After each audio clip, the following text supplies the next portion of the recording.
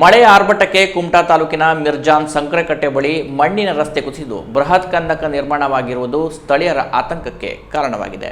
ಕಳೆದ 6-7 ದಿನಗಳಿಂದ ಭಾರೀ ಪ್ರಮಾಣದಲ್ಲಿ ಸುರಿಯುತ್ತಿದ್ದ ಮಳೆ ಬುಧವಾರ ತಗ್ಗಿದ್ದು ಮಳೆಯ ವಾತಾವರಣ ಮುಂದುವರೆದಿದೆ. ಆಗಾಗ ಜೋರಾಗಿ ಮಳೆ ಬರುವುದು ಸೇರಿದಂತೆ ಜಿಟಿ ಮಳೆ ಕೂಡ ಕುಮಟಾ ತಾಲೂಕಿನಾದ್ಯಂತ ಸುರಿಯುತ್ತಿದೆ.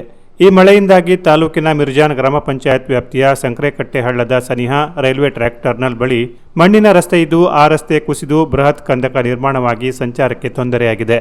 ಈ ರಸ್ತೆಯ ಎಡಬಲಕ್ಕೆ ಹಳ್ಳ ಹರಿಯುತ್ತಿದ್ದು ಗ್ರಾಮಸ್ಥರ ಸಂಚಾರಕ್ಕೆ ಇದೊಂದೇ ರಸ್ತೆಯಾಗಿದೆ. ಮಳೆಯ ಆರ್ಭಟಕ್ಕೆ ಈ ರಸ್ತೆಯು ಕುಸಿದು ಬೃಹತ್ ಕಂದಕ ನಿರ್ಮಾಣವಾಗಿದೆ.